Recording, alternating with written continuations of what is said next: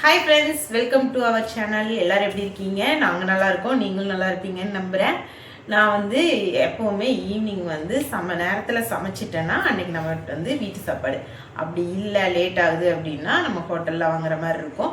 அதனால் நம்ம இன்றைக்கி நேரத்துலேயே சமைச்சிடலாம் அப்படின்னு சொல்லிட்டு எல்லாம் எடுத்து வச்சுட்ருக்கேன். இன்றைக்கி என்ன சமைக்கிறேன் என்னங்கிறது தான் நம்ம இந்த வீடியோவில் பார்க்க போகிறோம். வாங்க வீடியோக்குள்ளே போகலாம். இன்றைக்கி வந்து நான் தோசை தான் சுட போகிறேன். மாவு அரைச்சிருக்கேன். இன்னைக்கு தோசைக்கு வந்து நம்ம எப்பவுமே தக்காளி சட்னி தேங்காய் சட்னி அப்படிதான் அரைச்சிட்டு இருக்கோம். 2 வாரத்துக்கு ஒருக்கா 3 வாரத்துக்கு ஒருக்கா வந்து பாத்தீங்கன்னா நான் இது உருளைக்கிழங்கு போடுறதுனால அதிகம் செய்ய மாட்டேன். இன்னைக்கு வந்து செய்யலான் இருக்கேன். இதுக்கு வந்து இந்த குருமாக்கு வந்து நீங்க அதிகம் நிறைய பொருள் எல்லாம் போட்டு செய்யணும் அவசியம் இல்லை. 2 பெரிய வெங்காயம், 4 தக்காளி, 3 உருளைக்கிழங்கு எடுத்திருக்கேன். இதுல ஒரு 2 பல் பூண்டு போடுவேன். இவ்வளவுதான். இதை வந்து எப்படி செய்யறோம் அப்படிங்கறத நம்ம இப்ப பார்க்க போறோம். இதுக்கெல்லாம் மேடம் வந்து ஹோம்ஒர்க் முடிச்சிட்டாங்களாம். நானும் விளாக்ல வருவேன் அப்படின்னு சொல்லிட்டு வந்து நின்றுட்டு இருக்காங்க. இவங்க என்ன ஹெல்ப் பண்றாங்கன்னா இவங்க 4 பல் பூண்டு துளிக்க வச்சிடலாம்.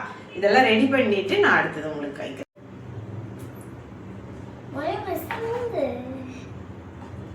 பாத்தீங்கன்னா என் சின்ன பொண்ணு வந்து பூண்டு துளிச்சிட்டு இருக்கிறாங்க. வெங்காயம் கட் பண்ணிட்டு இருக்கேன். அவங்க நான் என்ன ஒர்க் பண்ணாலும் என் கூட வந்து நின்றுட்டு ஏதாவது ரகலை பண்ணிட்டு தான் இருக்கணும். அவங்களுக்கு இது ரொம்ப வெங்காயம் கட் பண்றதுனால பூண்டு துளிக்கிறதுனால உங்களுக்கு கண்ணு எரியுதா? நான் வந்து பாத்தீங்கன்னா ஏதாவது ஒர்க் பண்ணலாம்னு யோசிக்கும் போது நமக்குன்னு ஏதாவது பிரச்சனை வந்துடும். இப்போ வந்து பாத்தீங்கன்னா வீடியோ எடுக்கலாம்னு ஆரம்பிச்சதுலேருந்து வெளியே ரோட்டில் சவுண்டாக இருக்கு. அவ்வளோ நேரம் அமைதியாக தான் இருந்துச்சு. நான் இப்படின்னு எடுத்தோன்னே பார்த்தீங்கன்னா உங்களுக்கே இப்போ கேட்கும் ஆட்டோ சவுண்டு. வெளியே ஒரே சவுண்டாக தான் இருக்கும். அதனாலேயே வந்து நம்ம எடுத்துட்டு வீடியோ எடிட் பண்ணி போடுறதுங்கிறது ஓரளவு பரவாயில்ல. ஆனால் அதுக்கு வாய்ஸ் கொடுக்கும்போது நம்ம எப்போ எடுத்த இதுக்கும் இது நம்ம கொடுக்குற வாய்ஸ்க்கும் செட் ஆகாத மாதிரி இருக்கு எனக்கு. அதனாலேயே வீடியோ எடுக்கிறதே கம்மி பண்ணிட்டேன். எப்போவுமே வந்து வீடியோ எடுத்த உடனே நம்ம அப்லோட் பண்ணோம்னா அன்றைக்கி என்ன நடந்துச்சுங்கிறது ஈஸியாக பேசி போடலாம். இது அதுவும் முடியறதில்ல அப்படிங்கிறனால தான் இது பண்ணேன். ஆனால் வந்து யூடியூப்ல வந்து நிறைய சப்ஸ்கிரைபர் வாங்கி டெய்லி பிளாக் போடுறவங்களுக்கு, கண்டென்ட் கிரியேட் பண்ணுறவங்களுக்கு எல்லாத்துக்குமே ஹேண்ட்ஸ் ஆஃப். ஏன்னா நிறைய வந்து நம்மளால அது ப்ராப்பராக பண்ண முடியல. ஒரு ஒர்க்குக்கு போனால் கூட போகிறோம், காலையில் போகிறோம், அந்த ஒர்க் முடியுது வந்துடுறோம், அந்த மாதிரி இருக்கலாம். ஆனால் இதில் வந்து இதே திங்கிங்காக இருக்க வேண்டியதாக இருக்குது. அதுவே நமக்கு ஒரு ப்ரெஷர் ஆகுற மாதிரி இருக்கு. அந்த காமெடிஸு அதெல்லாம் வந்து ஷார்ட்ஸுக்கு எடுக்கிறதுக்கு ரொம்ப யோசிக்கிறேன். ஆனால் அது வந்து கரெக்டாக செட் ஆகிற மாதிரி இல்லை. அப்புறம் நம்ம போடலான்னு நினைக்கிறது பார்த்தீங்கன்னா நமக்கு முன்னாடி யாராவது போட்டுடுறாங்க. அதனாலேயே இப்போ கொஞ்சம் யோசிச்சு சரி அப்புறமா நான் வீடியோ எடுக்கலாங்கும் போது அவருக்கு வந்து டைம் செட் ஆகிறதில்ல. ஒர்க் முடிச்சு லேட்டாக வராங்க. அப்புறம் அவர் ஃப்ரீயாக இருக்கும்போது பார்த்தீங்கன்னா நான் ஏதாவது பிஸி ஆகிடுறேன், எனக்கு ஒர்க் இருக்குது. அதனால நிறைய வீடியோ எடுக்க முடியாமல் போயிடுச்சு. இனிமேல் நான் தனியாக போடலான்ட்டு இருக்கேன். அவரால் முடிகிறப்ப ஒரு வரட்டும், மற்ற நேரம் நம்மளே எடுக்கலாம் அப்படின்னு சொல்லிட்டு ஸ்டார்ட் பண்ணலான்ட்டு இருக்கேன். ஆனால் என்னால் இப்படி ரெகுலராக அவங்க இருக்கும்போது போடுறது அது தனியாக இருக்குது. நம்ம தனியாக எடுக்கிறது கொஞ்சம் கஷ்டமாக தான் இருக்குது.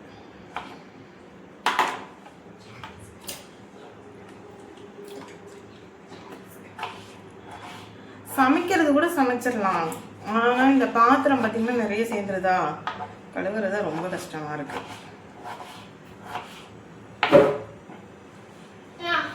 அதனாலேயே நைட்டு ஒரு டிஷ் 2 டிஷ் செஞ்சு முடிச்சிடுறது.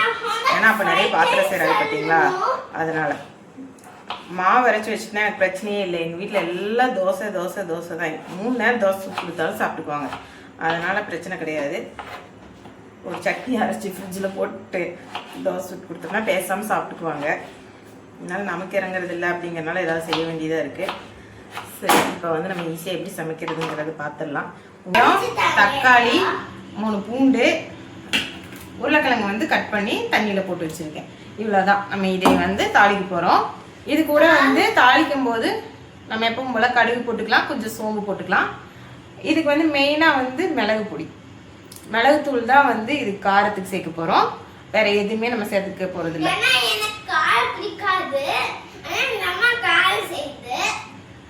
காரம் எல்லாம் செய்யலிங்க, காரம் கம்மியாக தான் இருக்கும். ஆனால் கலர் வரும். உங்கள்கிட்ட காஷ்மீர் காரம் நல்லா நம்ம கலர் நல்லா வேணும் அப்படின்னா காஷ்மீரி சில்லி பவுடர் கூட போட்டுக்கலாம். பாத்திரம் நல்லா காஞ்சதுக்கப்புறமா எண்ணெய், இது வந்து குக்கரில் தான் செய்ய போகிறோம். இப்போ வந்து குக்கர் வந்து சூடாயிடுச்சு. நம்ம வந்து எண்ணெய் ஊற்றியாச்சு. கடுகு போட்டுக்கலாம். வந்து எண்ணெய் ஊற்றியாச்சு, கடுகு போட்டாச்சு. 2 சோம்பு போட்டுக்கலாம். சோம்பு இதான ஒன்றாவே நம்ம வெங்காயத்தை போட்டுக்கலாம்.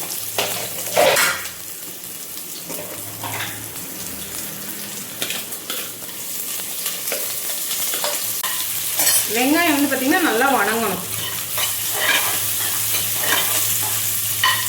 உங்களுக்கு வெங்காயம் வணங்கினா தான் டேஸ்ட் வரும். பச்சையாக இருந்தால் அவ்வளோ டேஸ்ட் இருக்காது. இதில் வந்து வெங்காயம் தக்காளி எதுவுமே நமக்கு கை கிடைக்காது. அந்தளவுக்கு நம்ம வச்சுடுவோம்.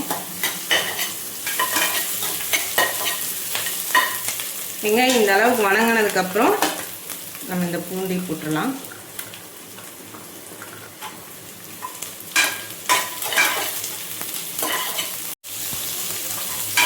இப்போ பூண்டு வணங்கினோம்னா நம்ம தக்காளி போட்டுக்கலாம்.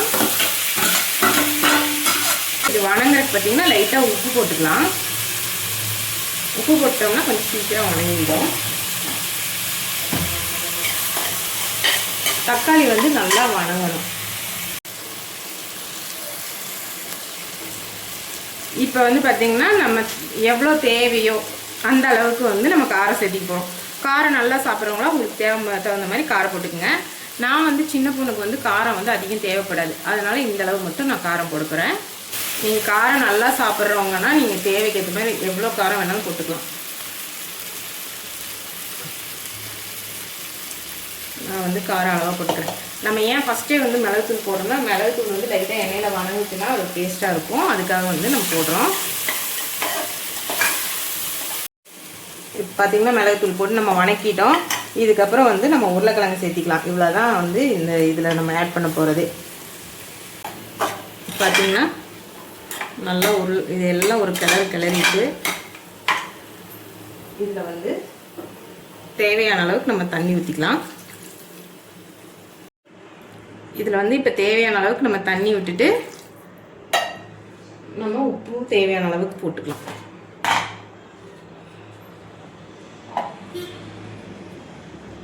இப்போ உங்களுக்கு திக்காக வேணும்னா அளவாக தண்ணி விட்டுக்குங்க. கொஞ்சம் தண்ணி மாதிரி வேணும்னா இன்னும் கொஞ்சம் தண்ணி கூட ஆட் பண்ணிக்கலாம். உருளைக்கிழங்கு போட்டிருக்கிறனால நல்லாயிருக்கும், டேஸ்ட்டும் நல்லாயிருக்கும். இவ்வளோதாங்க. இவ்வளோ ஈஸியாக நம்மளால் குருமா வைக்க முடியுமா அப்படிங்கிற மாதிரி தான் இருக்கும். ஆனால் இது டேஸ்ட் வந்து நம்ம கஷ்டப்பட்டு ரிஸ்க் எடுத்து செய்கிற சமையலை விடவே செம டேஸ்ட்டாக இருக்கும்.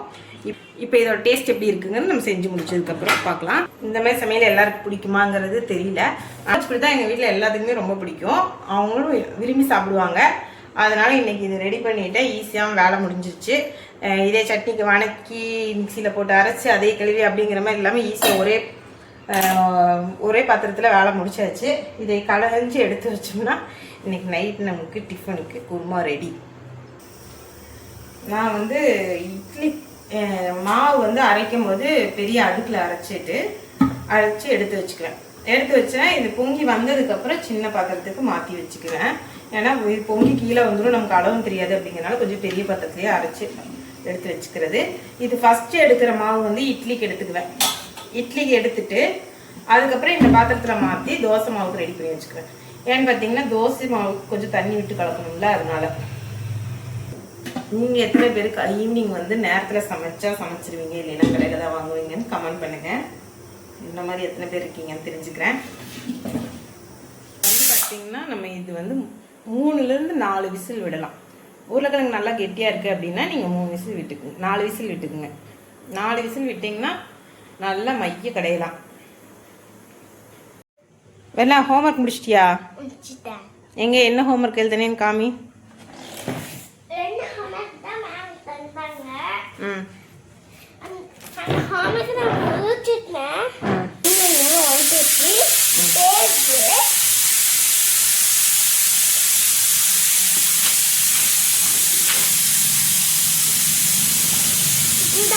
இந்த பேஜ் 2 பேஜ்.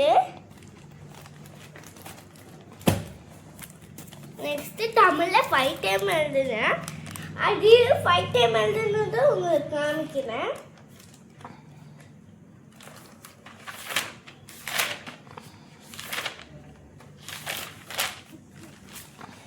6 டைம் எழுதுனேன். கிளாஸ் ஒர்க்கு இது 1 இது 2 3 4 5 6 நாங்க புக்ஸ்லாம் எப்பவுமே வந்து பாத்தீங்கன்னா ஹோம்ஒர்க் வந்து 2 டைம்ஸ் எழுதுறது தான் கொடுப்பாங்க. இந்த டைம் வந்து 5 டைம்ஸ் கொடுத்துருக்காங்க. 5 டைம்ஸ் எழுதிட்டு வரலைன்னா உள்ள விட மாட்டேன்னு சொன்னாங்களாம். அந்த மாதிரிலாம் பண்ண மாட்டாங்க. ஆனால் மேடம் வந்து நல்லா எழுதிட்டு இருந்தாங்க. இப்போ வர வர வந்து ஹேண்ட் ரைட்டிங் வந்து மோசமாயிட்டே வருது. அப்படி தானே மிர்னா? இல்லை கரெக்டாக தான் எழுதுனேன். பார்த்தீங்கன்னா இது 1 டைம் வந்து ஸ்கூலில் எழுதிட்டாங்க. அதுக்கப்புறம் 5 டைம்ஸ் எழுதியிருக்கிறாங்க. 5 டைம்ஸ் வந்து நான் வந்து இங்கே ஒரு டைம் எழுதி இங்கே ஒரு டைம் எழுதுங்க, அப்போ வந்து 5 டைம்ஸ் கணக்காகும் அப்படின்னு சொன்னால், இல்லை ஒரு பேஜில் ஒரு டைம் தான் எழுதணும் அப்படின்னு சொல்லிட்டு இப்படி எழுதியிருக்காங்க. அவங்களோட ஹேண்ட் ரைட்டிங் எப்படி இருக்குன்னு சொல்லுங்கள். மிர்னாலி வந்து யூகேஜி படிக்கிறாங்க. இவங்களோட ஹேண்ட் ரைட்டிங் பாருங்கள். இதுதான் ஹேண்ட் ரைட்டிங் எப்படி இருக்குன்னு சொல்லிடுங்க. பார்த்தீங்கன்னா டெஸ்ட்டில் வந்து மேடம் வந்து வெல்டன் வாங்கிட்டு வந்திருக்காங்க, ஸ்டார் வாங்கியிருக்காங்க.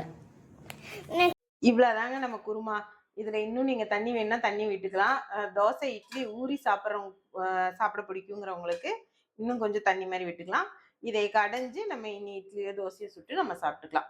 இவ்வளோதான் ஈஸியான குருமா. நீ அடுத்தது தோசை சுட்டு இது கடைஞ்சிட்டு நான் உங்களுக்கு சாப்பிடும்போது கைங்க.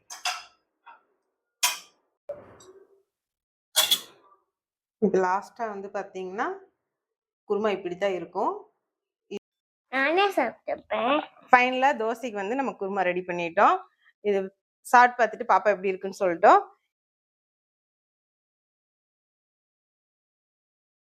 உப்பெல்லாம் கரெக்டாக இருக்கா? உப்பு இருக்கும். நீங்க வேணா சமைச்சு பாருங்க, சமைச்சு. இந்த வீடியோ இதோட முடிச்சுக்கலாம். இந்த வீடியோ பிடிச்சிருந்தா லைக் பண்ணுங்க, ஷேர் பண்ணுங்க, கமெண்ட் பண்ணுங்க, மறக்காம சப்ஸ்கிரைப் பண்ணுங்க, பக்கத்துல இருக்கிற பெல் பட்டனை கிளிக் பண்ணுங்க. அடுத்த வீடியோல நம்ம பார்க்கலாம்.